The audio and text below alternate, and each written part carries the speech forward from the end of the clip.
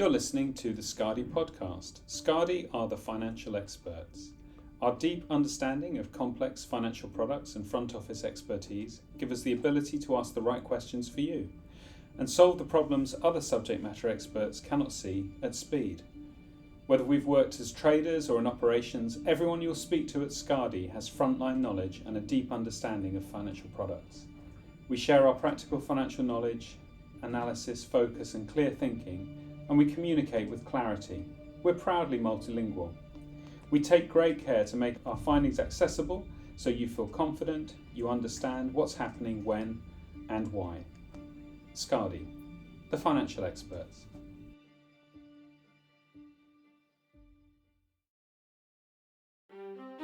Thousands of documents shredded, emails deleted, the end of one of the big five accounting companies. The Enron scandal and subsequent bankruptcy was one of the largest events of its time. The downfall totaled an $11 billion in shareholder losses, making it the largest bankruptcy in history. To have a stock, the middle of the year trading at its highs and then by December being completely out of business. That is how quickly things unravelled for this company, and that is shocking by any measure. In the late summer of 2000, Enron share prices were at a high of over $90. Just 3 months later, the share price had been reduced to mere pennies. Obviously, it got involved in some quite hairy markets, or attempted to, but actually underneath it, there was still a sort of standard oilish business.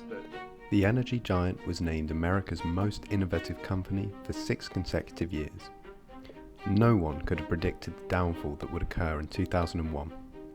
Knowing where to look and knowing the right questions to ask can be crucial for uncovering the fatal chinks in the armour of a huge firm. This podcast episode will serve as your guide through the plethora of factors that contributed to the Enron scandal. With the Skadi team by your side, you will learn how to tackle a beast of a case such as Enron and really understand where the foundations lie in such a colossal corporate cock-up. Welcome to episode 16, Investigating Enron.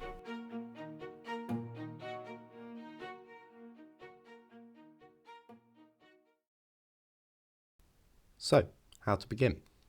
Well, there's already a lot of information out there on Enron all over the internet, from detailed reports of financial accounts to trendy hot takes on Twitter. But time is money. It is simply not practical to read things like the extensive 6,000 word entry on Wikipedia. How can we narrow this down to the key important questions? I often find it useful to consider things from the perspective of a child. Adults and professionals can tend to get caught up in the grandeur of complex technicalities and seemingly important details. On the other hand, children have a strong and absolute sense of morality. They tend to disregard any justification or reasoning when claiming something is unfair. This can be useful when identifying the core problems of a complex scandal. To show you what I mean, I consulted my 8-year-old cousin on the matter. After a brief explanation of Enron and what happened to them, I asked him why he thought they went bankrupt. I'd say the people up top were too smart for their own good. When they started doing all these smart things with money, they probably got too full of themselves and became greedy. After they got greedy, it sounds like they were then too scared to lose everything they'd done, so they started to do some really naughty stuff until eventually they got caught. Now, it might sound odd to say, but with many financial investigations, it isn't actually that often that you find some evil mastermind behind an elaborate plan to swindle companies out of millions of pounds. Instead, what you often see is a situation that snowballs out of control. All it takes is for a few individuals to try a risky idea or venture into uncharted territory. If it pays off, the results can be great. If it doesn't, then there's the fear of wasting a lot of time, resources and energy. And the tendency here can be to find more dubious ways of keeping it going, rather than reverting back to the drawing board. This is what's called the sunk cost fallacy, where a person justifies their decision to continue with the course of action because they've already dedicated too much resources to turn back now. To elaborate on this concept in relation to Enron, here's Skadi's Managing Director Nick Corry, who's been doing financial investigations for over 10 years.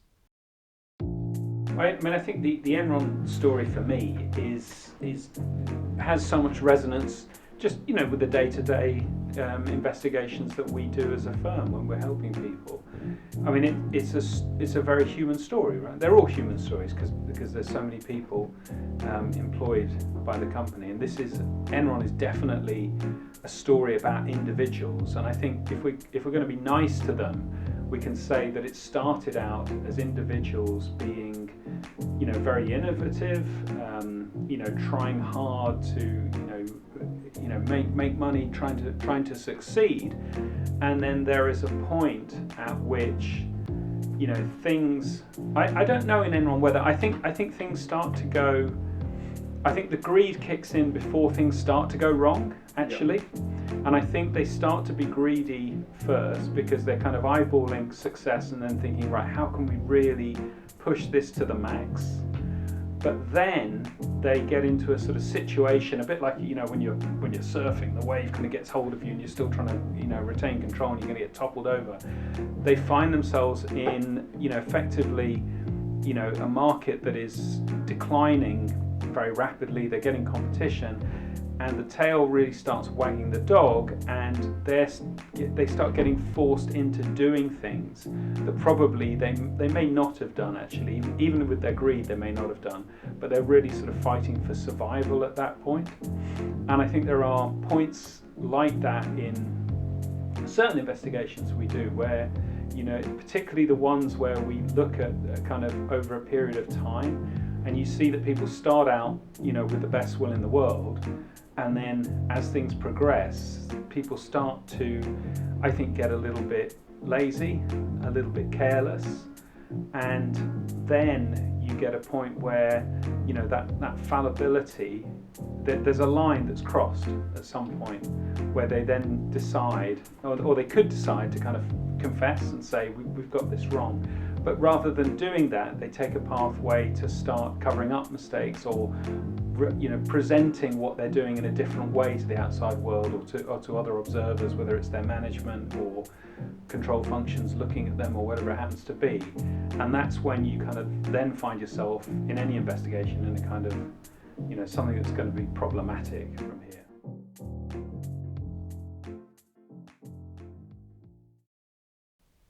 So if situations are at a danger of snowballing within the financial industry, then why doesn't this happen all the time? And more importantly, who is keeping the snowball in check? This is where the control functions come in. Having a good audit or compliance team ensures that the correct corporate governance is taking place, and this prevents things like front office risk-taking from spiralling out of control. In the case of Enron, their auditor was a company called Arthur Andersen, originally famed as being a member of the Big Five, alongside the likes of Deloitte and PwC. If you're somewhat familiar with the world of accounting, you'll know that the Big Five isn't a thing anymore. It's since been changed to the Big Four, and, spoiler alert, Arthur Andersen is no longer there. After all, the Enron scandal was the largest accounting scandal of its time, and who would hire an accounting firm that was mixed up in that? In fact, Arthur Andersen's reputation was in dire straits before Enron had even been found guilty of its crimes, having lost over 2/3 of their 28,000 employees in the 9 months leading up to the court ruling. Was Arthur Andersen just a poor accounting firm, or might there have been reasons for Arthur Andersen to act in cahoots with Enron? This is the clear conflict where, Arthur Andersen had people permanently in Enron for years. That's a huge amount of consultancy fees. So, on the one hand, you want to kind of highlight problems and so on and so forth. But two, you're very incentivized to kind of keep the gig going, if you like, just from a consultancy point of view, and that's a terrible, temptation to fall into. But I think, that's Arthur Andersen's part in this sorry story is, the seeds are sown in that, and the fact that they're so reliant on Enron as a customer. I mean, the revenues that must have been generated for the firm by, overseeing, if you like, what they were doing and having so many staff in there, meant that there was a conflict for them. Keeping the gig going. As Nick has rightly pointed out, this is a very dangerous trap to fall into, not only for the people at the top of the firm like Enron, but for any parties that might be reliant on Enron as a huge source of income. With any investigation or review, if you need to understand the motivations of the people concerned. And once you start to understand their motivations, then you can really start to think about where could things go to, where could problems lie. So by the way this business was structured and set up, and the incentives that were given to the staff, that created the environment for things to go wrong in a big way for Enron. Thus far, we've established the motivations behind Arthur Andersen's part in this story. But let us look now to the people who were at the very heart of Enron, and more importantly, what was it about Enron's business structure that allowed for their greed to get the better of them? At this point in our investigation, I realised it would probably be useful to know a bit about the background history of Enron, and how the various decisions made for their strategy of their business led to the catastrophic downfall that we've all been hearing about. So, it's time for a history lesson, but only the relevant bits. Enron Corporation was founded in 1985 by a man called Kenneth Lay. It was part of a merger between two American energy companies. Enron was both a natural oil company and a gas company, with the vision of becoming the premier natural gas pipeline in America. In 1987, Enron Oil reported its first major loss of $85 million. This was actually later discovered to be more like $140 to $190 million, causing two top Enron Oil executives to plead guilty to charges of fraud. But more on false reporting later. In 1989, Jeff Skilling, a consultant at McKinsey & Company, had the brilliant idea of linking natural gas to consumers in a way that effectively turned natural gas into a commodity. Enron adopted this idea and called it the Gas Bank, hiring Jeff Skilling to run it. This allowed Enron to become a market maker for natural gas, as well as introducing it to the business of trading. In 1991, Enron adopted a mark-to-market accounting. Although this may not be the very beginning of the slippery slope, it certainly marks a point in which the slope starts to become visible, from an investigation's point of view. Well, one of the features about the contracts that Enron was involved in, and this mark-to-market accounting, was that it wasn't possible really to have an observable price for a lot of the stuff that Enron was dealing in. So that leaves you with sort of mark-to-model, which you can sort of say, well, there is some backing to it, but generally a lot of this stuff is quite easy to manipulate, extrapolate, or if you're going to be fair to them, then the price is very uncertain. And that, I think that is the case. You can see evidence of that in the market today, right? Yeah, absolutely. I think you can. I think you've seen a lot of money made in the private markets. You've seen a lot of money lost this year in the public markets, which do take a daily mark to mark, even though they take a minute to minute mark to mark. A lot of these, in inverted commas, maybe unicorn type tech businesses where they raise money at X and then they raise money 3 months later at 5X. If you've invested in every round, well, you can mark your book up every round that goes on by, hopefully participating, therefore seeing what price it struck on, going, well, we own 10% at the original, which we went in at, on day one, and now they've raised money at 10 times that. Well, we're going to mark our whole book up there. It'd be interesting to see how this year and the next couple of years really pan out from that perspective. And if you, as you say, the sort of classic history rhyming, will things get uncovered in this downturn that we are now seeing? We've certainly seen it in the crypto world, which does mark to market. But I suppose going back a bit to what you were saying before, anyone that started talking about crypto about 2 years ago or a year ago, everyone got very excited. Their share price might even have ticked up. You now look at the sort of bombshell that's gone off there. All these things are being quietly marked at zero because a lot of these things have been shown to be completely worthless. But everyone got very excited in the sort of in the new world that theoretically crypto was about to bring to everyone. So we've been casually banding around this term mark-to-market accounting as if it's a bad thing. But in reality, as director Damian just pointed out to us, it's a commonly used practice within the financial markets. But why did Enron executives change this strategy, and how did it later pose a problem for Enron? To highlight the importance of this method for Enron's accounting scandal, and to prevent you, the listener, from falling asleep, I will now explain how Enron used mark-to-market accounting with an intense backdrop of escape music. Mark-to-market accounting is where the value of assets and liabilities are recorded on financial statements at their estimated fair value, rather than being at their historical cost. This method can be used to manipulate a company's financial performance by overstating its assets and understating its liabilities, making a company appear more financially sound than it actually is.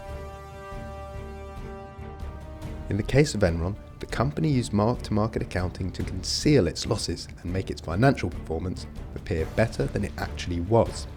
In other words, Enron reported profits for long-term contracts as if it was their current income, even if those profits were not expected to materialise for a very, very long time.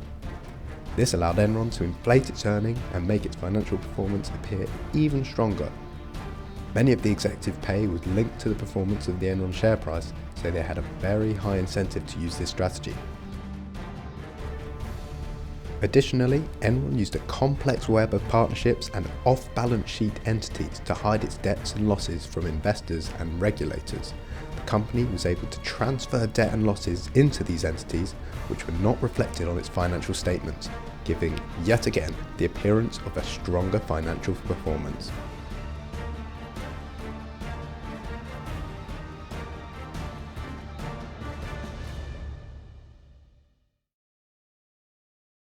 So, what's the upshot of all that? Well, for starters, Enron did eventually get found out. With CEOs resigning, the stock price falling, and Enron reporting major losses in 2001, the end drew near. On the 22nd of October, the firm came under probe from the Securities and Exchange Commission, forcing Enron to swiftly reveal that it had been inflating its own stock price since 1997. On the 2nd of December 2001, Enron filed for bankruptcy.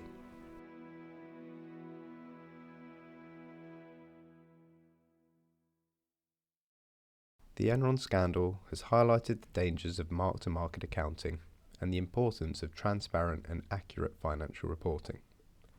It's led to increased regulations and oversight within the industry to prevent similar incidents from occurring in the future.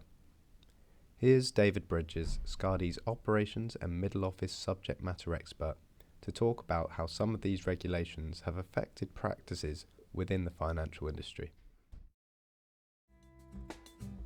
The Sarbanes-Oxley Act, also known as SOX, was introduced off the back of the financial scandals in the early noughties, such as Enron, which we're discussing today. Now, the Act was passed in the US in 2002. It was put in place at a time when confidence had been shaken, so the objective was to safeguard investors from fraudulent reporting.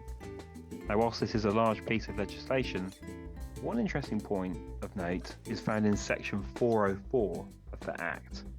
Now, this is a requirement for management and auditors not only to have established internal controls in place, but also to make sure that they employ reporting methods to ensure the adequacy of those controls. This is something I've worked on at Santander's investment bank, where I was responsible for the certification of a suite of controls in place for all of our outsourced activity. Now, when we think about offshore functions, it really is crucial that the governance that sits in London that oversees those functions can attest not only that those controls are in place and that they're suitable, but also that you can prove that there's sufficient metrics in place that can monitor that these controls are being followed correctly. Now, this wasn't a tick box exercise or something to be underestimated. Any failure to comply by our periodic deadline or any deficiencies that we found would have to be reported to the board. And it was at the board level, it rested on their shoulders when the annual reports were filed to make a statement with an assessment of just how effective the internal controls were.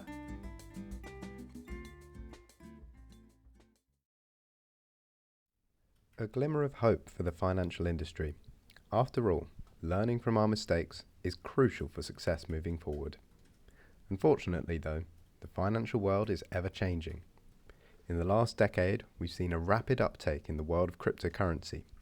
However, as the recent FTX crash has shown, there's much to be done in the regulatory space of modern financial markets. I mean, people are drawing a real kind of comparisons between FTX and Enron, particularly because of that paper that was written by the guy that's come in to be the CEO of FTX because of his involvement in both and the things that he said. But I mean, I truthfully don't know too much about FTX, but as I look at it, I think I'm looking at a situation where you've effectively just got someone who's very immature, given far too much success, and therefore, just didn't have any kind of corporate governance or any kind of... There were no controls whatsoever. Any controls, etc. But I don't think that was born out of trying to do a fraud. I just think that was born out of just being, completely inept, basically, and unused to a situation. Whereas I do think that in the case of Enron, there you had people that were experienced in business that kind of used that experience to perpetrate, bad things. I don't think there was any experience at FTX to kind of perpetrate stuff. I think they were just doing stuff that was outside of accepted norms because they probably, from a conscience point of view, probably knew that they shouldn't have been buying their parents', properties in the Bahamas with companies' money. But I can sort of see why that could have happened. Do you see what I mean? Yes, I do. I think it's. I mean, the FTX story will rumble on for a bit, and I'm sure lots of comparisons will attempt to be drawn. It'd be very interesting to see how it pans out. I mean, did he start it out naively, as with good intention? Quite possibly, yes. And then, as you say, it's maybe just then sort of snowballed, and then he can.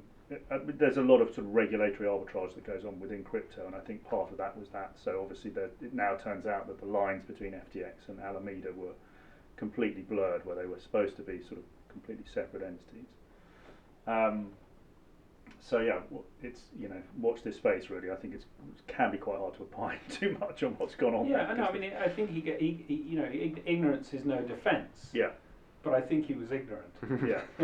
I think that's what's going to turn up. I don't think he deliberately tried to blur the lines between the two. I just think he just had no idea of how to run a company. Mark Twain once wrote that history never repeats itself, but it does often rhyme. And whilst the Enron scandal and the FTX crash have their differences, we can definitely use the similarities from both to help us make better decisions in the future.